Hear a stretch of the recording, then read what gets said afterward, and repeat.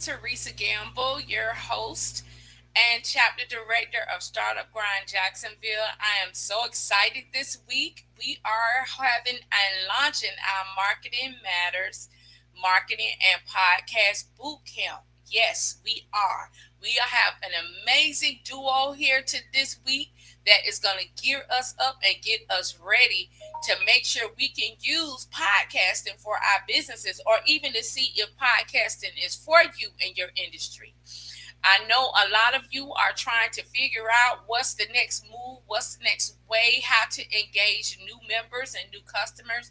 But we have an amazing company, the Podcast Scout and Absolute Marketing, located in Jacksonville, Florida. The founders and CEOs, Emily Hammond and Elizabeth Pampalone. These two women are amazing. I met them through email. Believe it or not, they sent me an email about Podscout. And I was curious because I wanted to be able to provide a place, a space, and an opportunity for service based businesses to be able to still thrive, even during the pandemic, this Delta variant, and whatever else next that comes up so we can stay relevant. So if you have not done so, please introduce yourself in the chat. Let us know where you're watching from. Make sure you stay muted during the presentation because it is recorded so we can be able to share it abroad this boot camp this week. And we're going to bring on our amazing two presenters this week from Absolute Marketing and Podscout. So Emily and Elizabeth, I am going to put you guys on presenter mode so you can come on to the virtual stage so you can introduce yourselves. So while you get ready to come on, I just want to let you know that Startup Grind Jacksonville has over 624 members, but we are a local chapter, but we have a global reach. We have a community of almost 5 million entrepreneurs global worldwide in 125 plus countries. And before we get why Emily and Elizabeth get ready to come on the room, I want to go over some announcements right quick because I don't want to take no more time away from these ladies. I know after this week, the boot camp, we have our podcast pitch battle. That is August the 28th. It's from 10 a.m. Eastern Standard Time to 2 p.m. Eastern Standard Time. So I want to make sure that you maximize the training that Emily and Elizabeth is going to provide you all this week. And each day you need to work toward crafting and working and launching your podcast because we want you to be able to pitch this podcast to an extinguished group of judges that I am working on and I have such an honor to present. You're going to have to come to the boot camp every day to find out who they're going to be. You're going to be really surprised. So make sure you save the date, August the 28th at 10 a.m. to 2 p.m. Eastern Standard Time for the podcast pitch battle right here virtually with Startup Grind Jacksonville. Then in September 15, 2021, Startup Grind, our headquarters, is hosting a North American Summit. The corporate sponsors is Dell Technologies and Checker, CHEKR.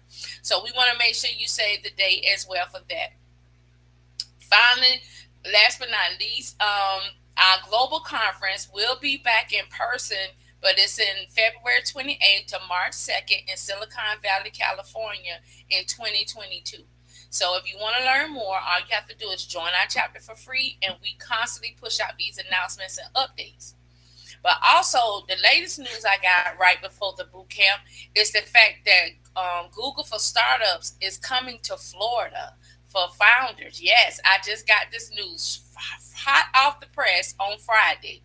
And they're going to launch their virtual flagship program. It's a sales academy to startups in Florida. It's a 7-week program. It kicks off September 8th, and it's designed to provide startup founders with essential sales skills and practices that they can implement immediately to acquire new customers and partnerships and secure funding. So if you want any more details about this program, you will have to apply by this Wednesday, August the 18th. So please send me an email if you're interested at Theresa@startupgrind.com. Those are our announcements thus far. Should I have any more, I will let you know during the week. So let me see if I can get our amazing ladies on the virtual stage. I can hear you guys. So I don't want to spend too much time, but I'm gonna let each of you beautiful ladies. First of all, I want to tell you thank you for accepting this challenge and this opportunity to host this boot camp, because I really think it's vital that all of us need to sharpen up our marketing skills, irregardless how long we've been in business. So I thank you, Emily, for accepting the invitation, and Elizabeth joining her. So everyone, we're gonna have Elizabeth to introduce herself and her counterpart, Elizabeth. Welcome. Thank you so much. My name is Elizabeth Pampalone. I have been a marketer for 15 years, and I own Absolute Marketing. Awesome. And I am Emily. Hello, everybody. I have been in the industry of marketing and podcasting and design for about 5-6 years now.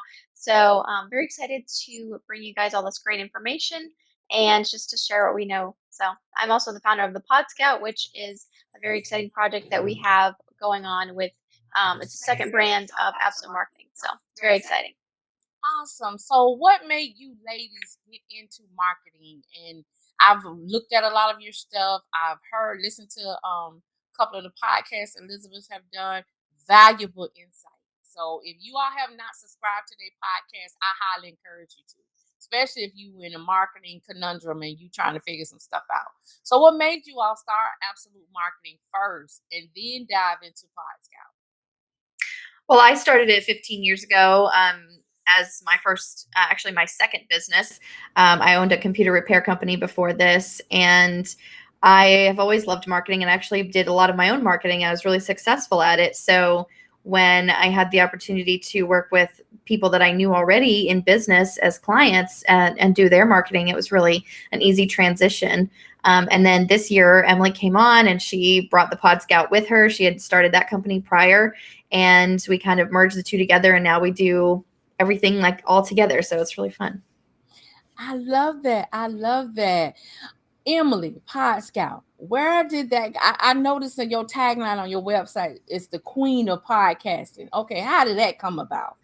Yeah, so it's actually very interesting that we actually had a client that we worked with, and somebody had been on the phone with me, and we were just talking about different things that they need to do when we were working with them, and they had actually we had a mutual contact, and they said that you were the queen of podcasting, and I was like, what?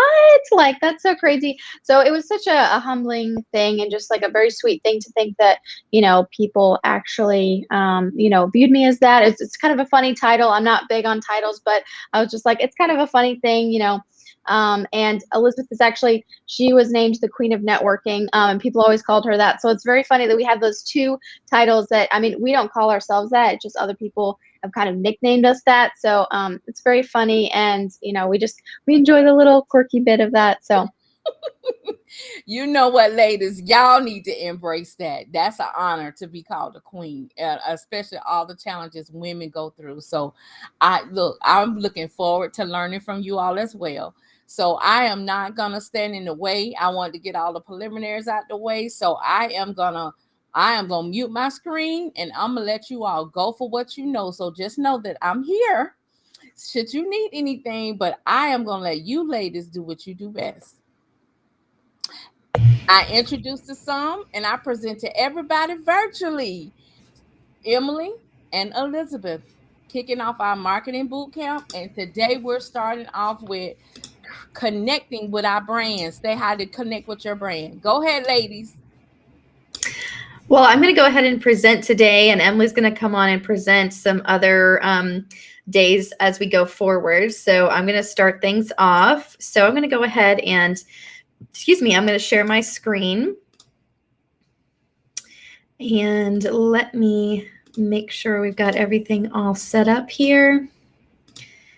All right. So when I talk about creating a connected brand, I really like to start off with, do you actually have a brand? So this is pretty interactive. So if you're watching this live, hopefully that there's a few people watching live, I can get some interaction because this is a pretty interactive presentation. So, okay, now we can go ahead and share. Here we go.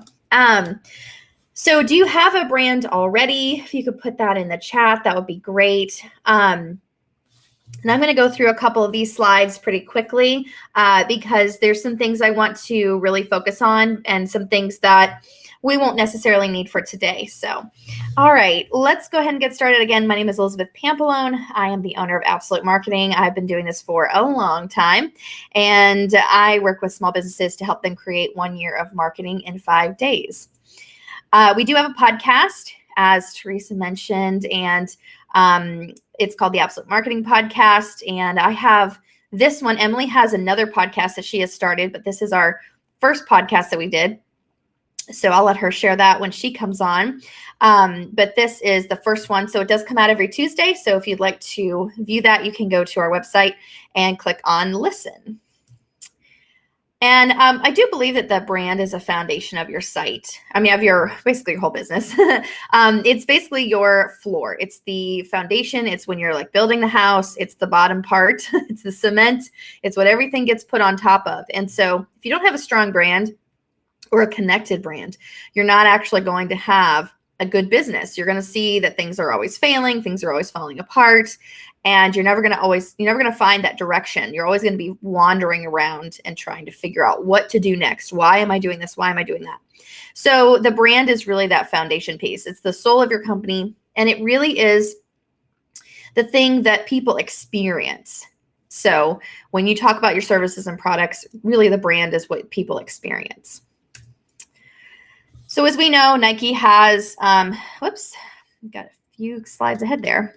Nike has a very strong brand, and we can gain from this is that they are just out there with it. They don't, change very much. They have a lot of different people that represent them. They might do different campaigns, but really they're the same brand over and over and over every day, all day long. And so we can see defined audience, they have a memorable logo, and they have consistent branding. This is throughout everything that they do, whether it's on web, mobile, television, even radio, everything they do, even on their jerseys where they're sponsoring some athlete, everything is consistent. So what do you need for a strong brand? Well, if we look at the Fixer Upper, we know that we need, Joanna Gaines has built an entire empire, including a television network, on her brand. So if you're looking at brands that are connected to their people, this is really one of them. And your brand is here to enrich the world. So don't be shy of it. Don't be afraid of it. Don't be shy about it. Just make sure that you are putting it forward every single time that you step out there. A good brand does need a business plan, and we want to make sure that that business plan is actually finished. A lot of people start a business plan and then they don't finish it. So what we want to do is we want to create a full business plan and go from there and then say, okay, now we have a full business plan. We can actually build our brand around all of those pieces. So like your mission, your vision, things like that. I'm going to show you what a business plan should include. And your brand is actually the first 2 to 3 pieces of this. And when we are looking at the business plan in general, it doesn't have to be like 50 pages. It can be 1 page. And so you can go online and you can find a ton of resources for 1-page business plans. And your brand will basically equal the first 2 pieces and also part of this 3rd piece as well. So we will get to that in just a second. One of the things we need to know is who we are. So I'm going to actually skip to this slide here. We need to know who we are. And who we are is, what do we do? What problem are we solving? Why are we unique? And maybe even some things like our competitors, core selling points, things like that. And then again, who is our ideal customer? That all relates to who we are as a brand. And then why are we here? We're defining like what we do again with, why are we even doing this? What was the reason for us starting this business in the first place? And we want to make sure that we're creating that experience around the why also. Almost basically going through your who, what, when, where, why, how, just like you learned in school. You want to go through all those questions when you're talking about your brand. Here's an example of a brand that's extremely strong. They're extremely set in exactly what they do. They know their mission, they know their values, they know their vision. And you can see that here. This is HelloFresh. So if you're wondering, how do I write a mission or vision plan? This is in your business plan. This is exactly how you would do it. So this is a good mission statement. They want to change the way people eat forever. And hold on, sorry, these slides are going too fast. They want to change the way people eat forever. They believe that everyone deserves honest, natural, delicious, healthy food. And they celebrate fresh ingredients and making magic in the kitchen. And they know there's a chef in everyone. And this is similar to what Nike had to say in their mission statement, was that they said that everyone, their clothes are for athletes, or their products are for athletes. And then they said, if you have a body, you're an athlete. And so they're basically saying that everyone's an athlete. So they're broadening that market a little bit, but they are targeting specific types of people, specific groups of people when they market. And you'll see this in who they choose to represent them in imagery, who they choose to represent them in commercials. They're using those people to target specific groups of people in the world, whether it's maybe people like maybe a certain ethnicity, or even athletes, or even people that go to the gym every day, or people that run every day. So they're not just basing it on age or gender or anything like that. They're also basing it on values. And so we see here, we think food brings people together. Good food allows us to live long, and great food lets us enjoy every bite of life. So this is their values. And so they align these values with the same values in other people. And then they kind of combine those two and say, okay, anyone who reads this and goes, yes, this is what I want, this is what I believe, then they're going to attract those types of people. And then they have their vision, which is their mission for the future. They're looking forward to the future. That's what vision is. You're looking out into the future and saying, where do I see myself going in this business? They said, we are learning and growing every day. We never give up, and we strive to make people happy. That's why we started the HelloFresh movement. So they're seeing HelloFresh as a movement, not just as a company. And that's important to note, because this is their mission, part of their vision. This is what they see for the future, that it's a movement. It's not just a company that brings food to your door. And so if you're not familiar with what HelloFresh does, I'm sure you might have seen their commercials out and about. You want to go and look them up and kind of see how they're utilizing their website and their marketing and their social media to really embody this section right here: mission, values, and vision. So any questions on that? Don't see any at the moment.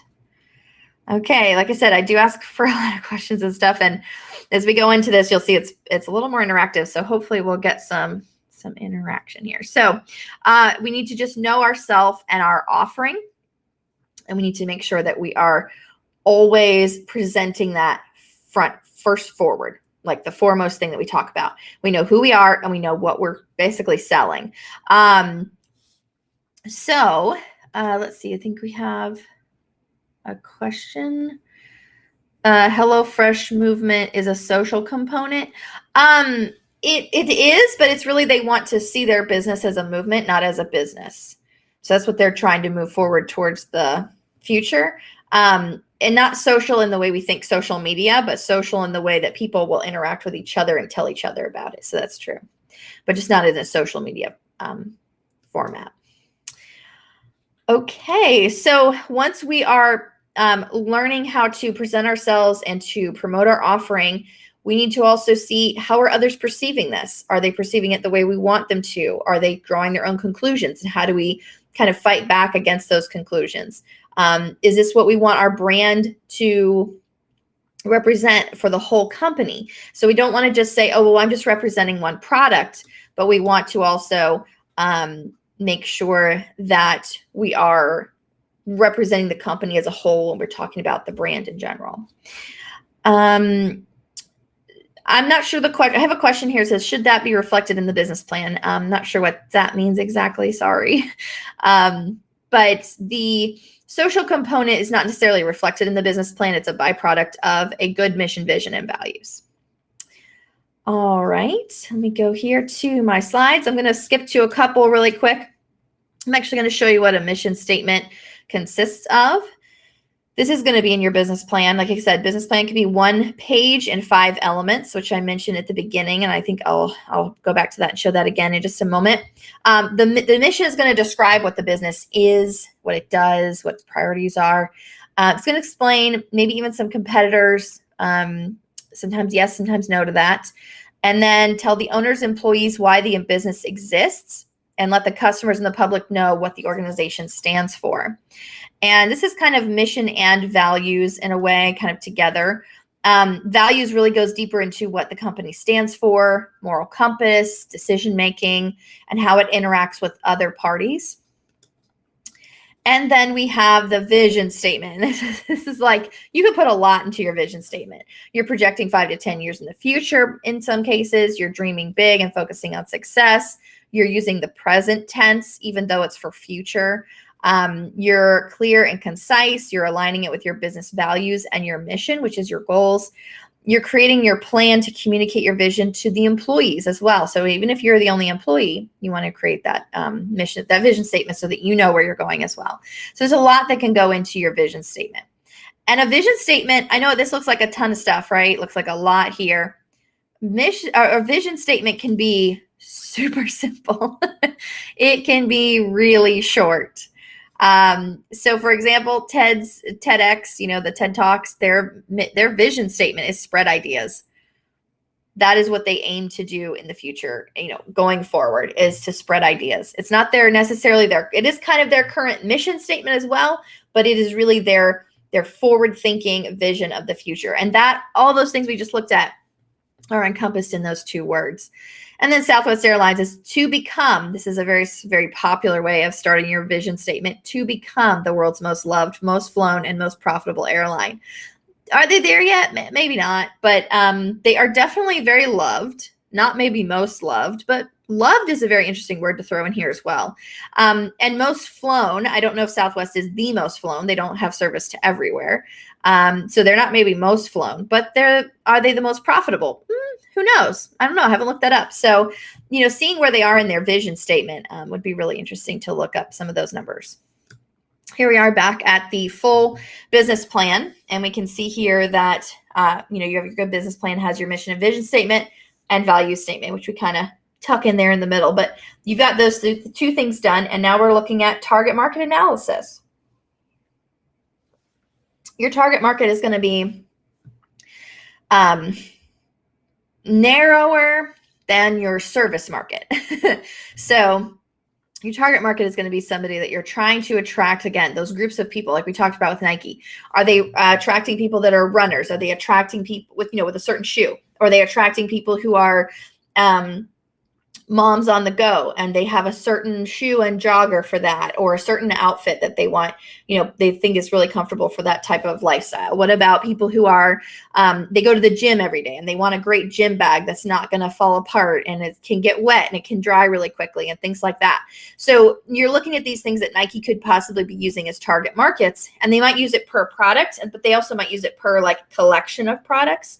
And they're also going to be using it for their product, their brand as a whole, like all of their people that they would be attracting into their company and to buy from them. So what we want to also look at when we're looking at target market is who pays and who benefits. This is really, really important. Sometimes it's the same person. Sometimes it's not. If you think about a piece of software that you're going to use in your small business, that might be you're the one paying, but your employees are the one benefiting, meaning they're the ones using it. Maybe there is a piece of software that's for your personal finances, and you're going to be paying for it and you're going to be using it. So then you would be the same person in that case. You're going to be one person doing both, playing both roles there.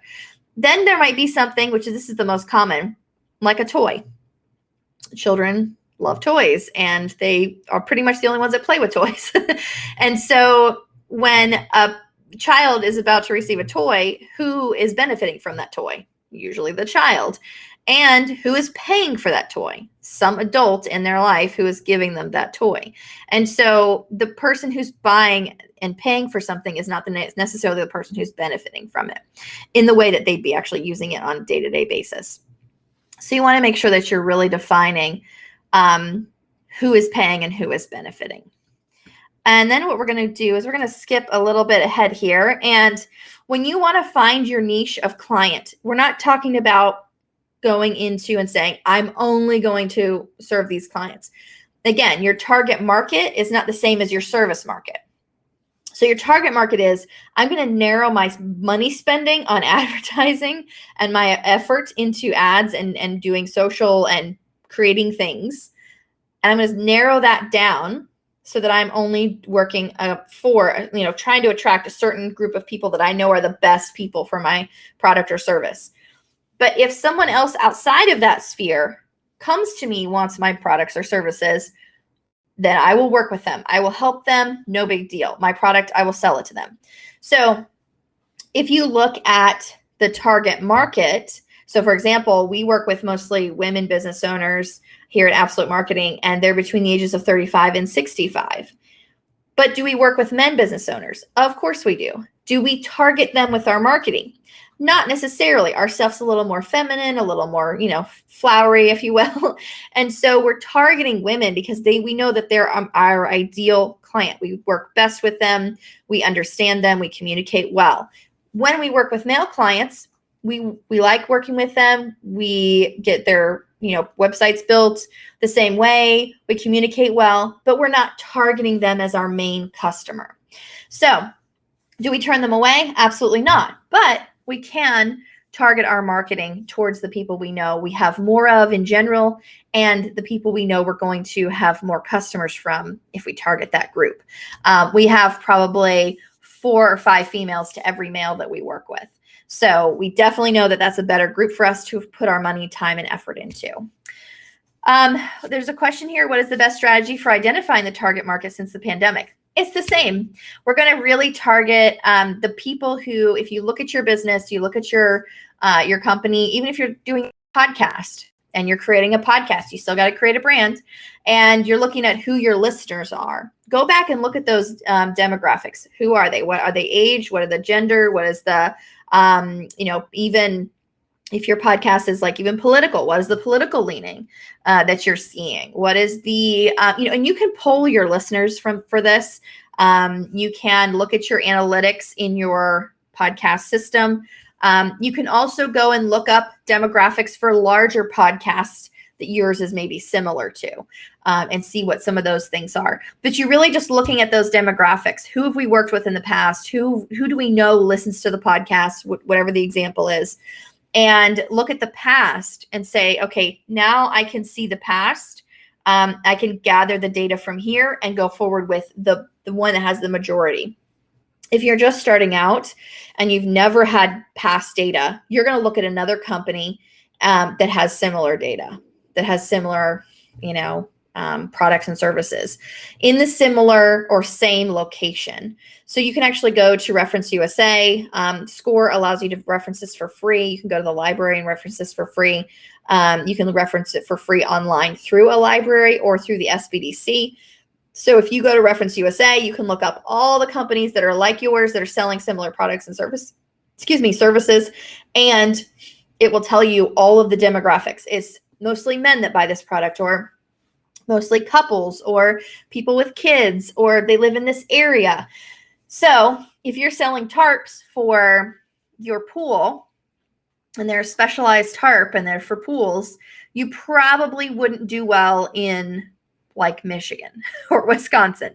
There's not as many pools there as there are in the Southeast, Florida, even California, in South Carolina, North Carolina. So what you're going to do is you're going to look up other people who sell similar products and where are their customers located and where are they getting their best customers from. So that's how you would really identify. It's the same way you would identify in any type of business, any type of situation. The pandemic didn't really change that for us, thankfully. Service-based businesses who target market or ideal client has shifted since the pandemic. Yeah, so in this case, you have to start over. We're starting from scratch. We are building a new brand. And I've seen a lot of businesses actually just adapt their brand and change their target market. And now they know, since their previous clients are not really coming to them as much anymore, they're realizing that they have different clients over here. You really have to make sure you're making notes and looking over the numbers, because that's the only way you're going to find out some of these pieces of information, is really to look at who is coming to you now versus who was coming to you then and make that shift. Or if you've never had clients, you're going to look at what other companies are doing. So it's really the same things again and again. All right.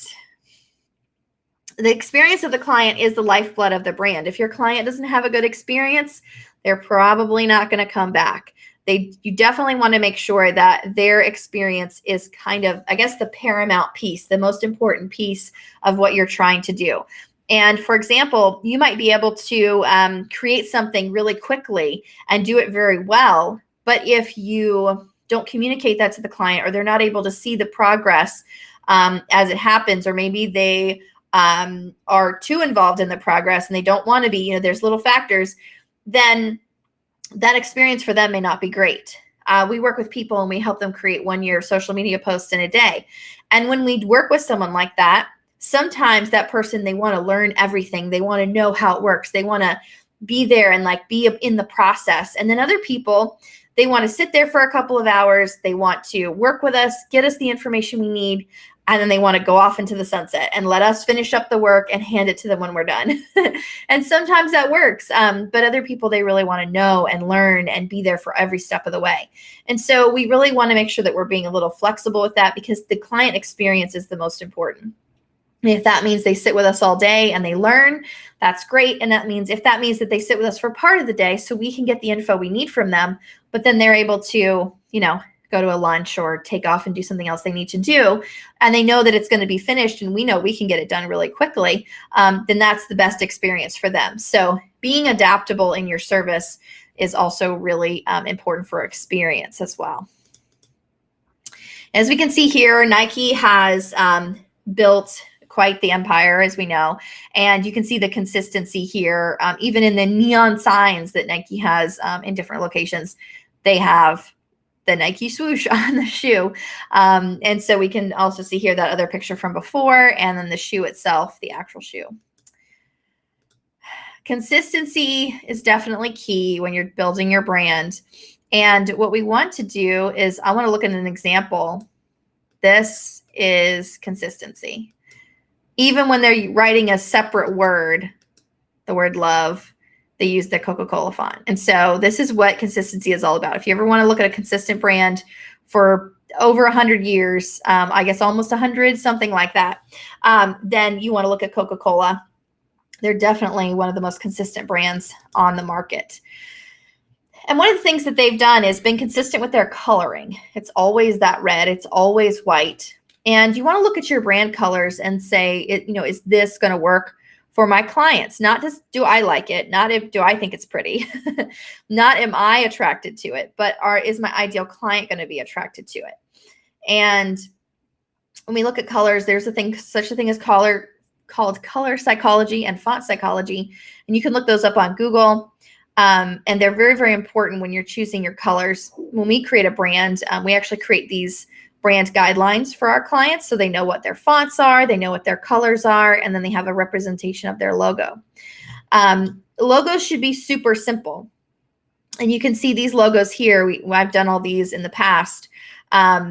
These are very simple. They're not overly complicated. They have their own little style, each one, but they're very simple, and they have very broad, bright colors that represent each one of these different types of ideal customers that they're looking to attract. So you just want to make sure that your logo is really, really simple. And some people say, well, I have a logo and I like it already. But I would say that if you have passion about something, it's good to have passion, but you also want to make sure you're taking advice as well, because there's a lot of people that take advice, but they don't have the passion. And so then they're also at a loss. So having passion is good, but make sure that you're also adjusting and taking the advice as people start to let you know that things are needing to be changed or affected. I have a question here about how often do you change your logo? Not very often, almost never. You should definitely jump in and go ahead and put your logo in place and set it. Kind of set it and forget it. You don't want to be changing it a lot. The reason you would change it is that your business has completely changed. For example, when I had my computer repair company, I changed my logo because I went into marketing. It was a completely different business, completely different clientele, completely different direction. So that is when you change, if you're changing your complete business model and your offerings. But you shouldn't really change it other than that. It should definitely be the thing that you set and you forget. All right. The last slide here for this part is if you would like to join our community, we do have a free community and we do offer free videos and courses. We have some paid courses as well. It is getupsliftmarketing.com/community. I have a question here. If you have different services and different services, I'm not sure what that means. Do you need one logo or one logo for each? I believe you should have one logo for your business. And while you can have little mini icons or whatnot to represent certain services that you have, I don't recommend doing that a lot. I like to just have the logo that represents the company. Again, we need to keep this a lot more simple than typically is seen when it comes to a lot of people just doing graphic design. They're just kind of throwing things up there. So we want to keep this a lot more simple. All right. Well, I am actually going to stop sharing that screen and see if there are any other questions about branding, because the second portion, which is about websites that convert, is actually going to be live. We are going to do an audit of a website or several websites from the audience. So hopefully we have a couple people that can give us some websites that we can go ahead and review. So if you want to put those in the chat, I can go ahead and open them up and we will share that screen.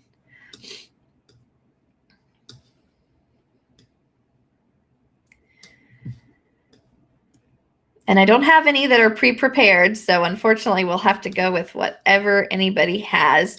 And I know that someone had actually put in the Startup Grind website. Unfortunately, I won't be able to review that one as it is a corporate site. Like it's hierarchied in, so there's not really much you can do to change certain things there because it's from a national company. So I won't be able to do that one. This would be like actual local sites that we would be able to review, or like small business websites.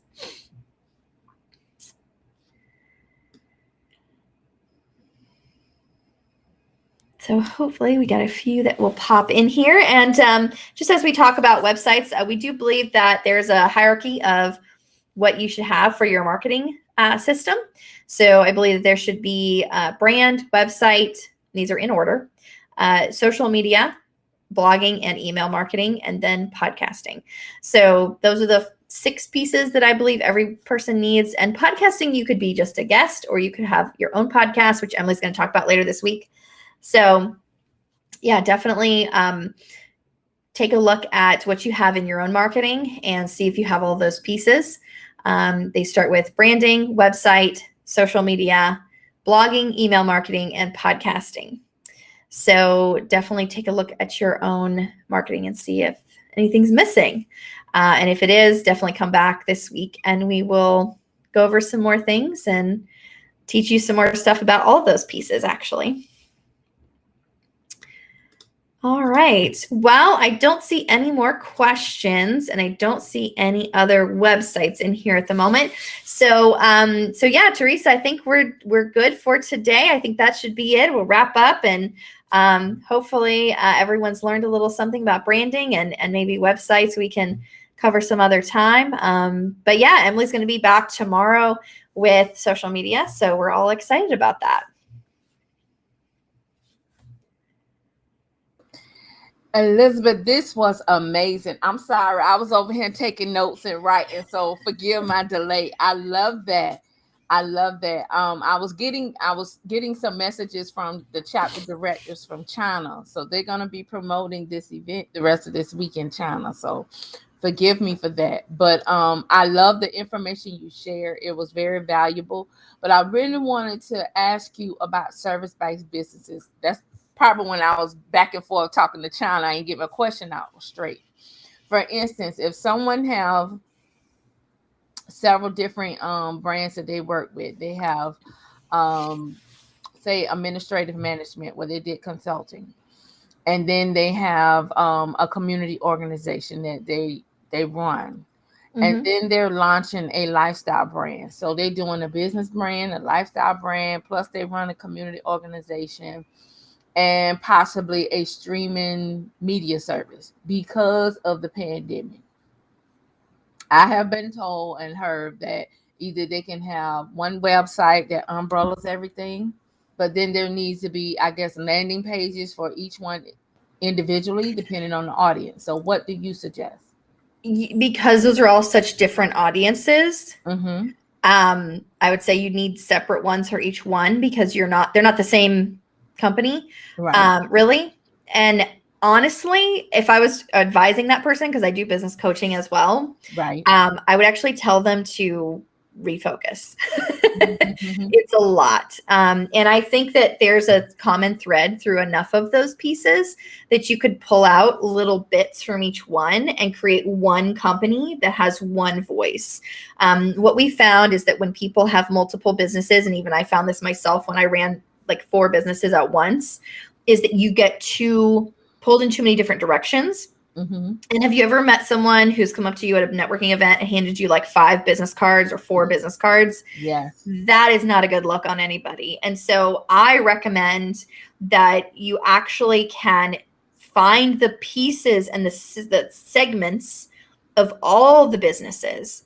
And you can actually create one business that's really cohesive and really coherent, Mm-hmm. but that actually is just one business. So when you say, I do this, this is what I do. So for example, I love working with people in marketing and I love doing websites, but I also like branding Mm-hmm. and I also like podcasting and I also like social media and I also like, so there's like a lot of things going on, right? Right. But I was able to find a way to make them one, to bring them here to this one set, and also to really streamline where they were coming from. Not saying I have to do all the social media things. We don't do ads here.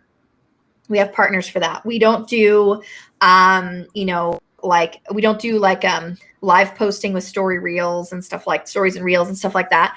We have partners that help with those things and we'll recommend them. But we also don't work with certain types of websites.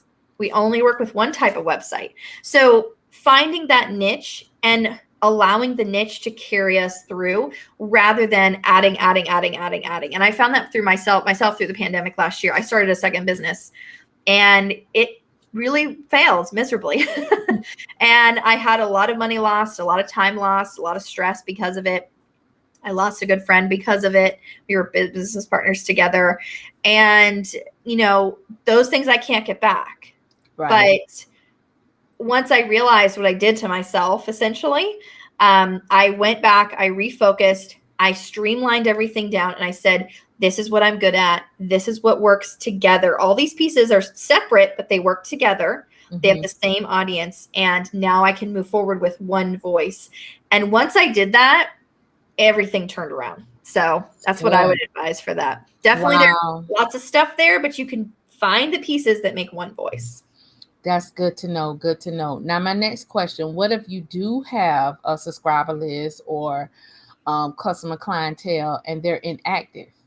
I mean, you tried everything to communicate, reconnect with them without violating GDPR and all those rules and regulations for that. How do you re-engage them?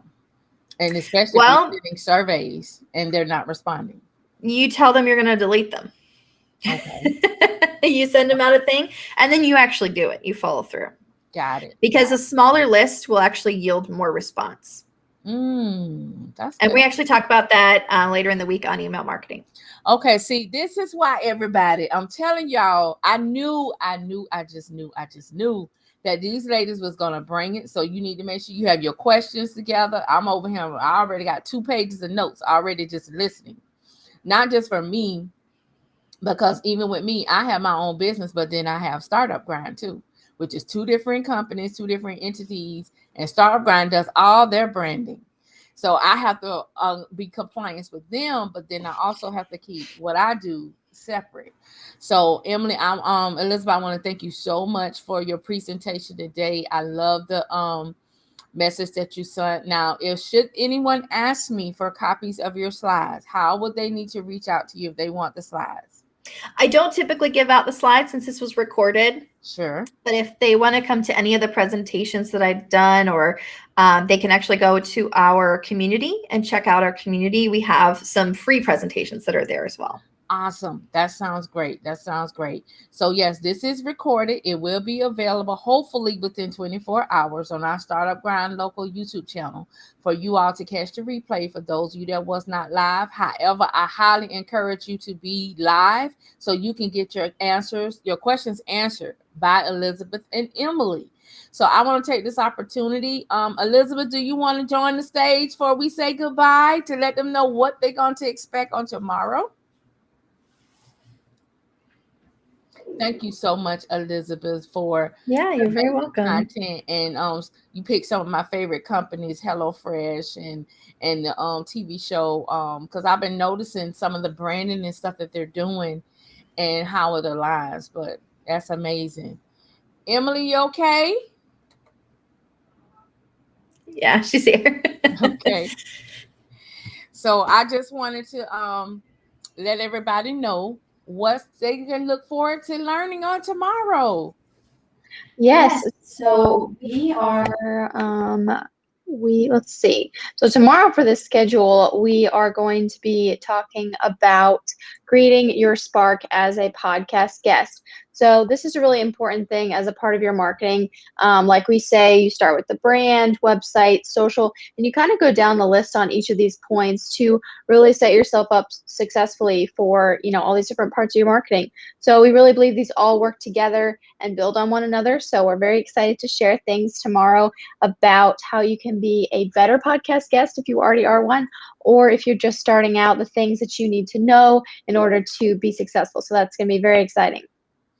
I know it will be. So that's why it's so important. We have to get our branding straight, right, Elizabeth? And our messaging.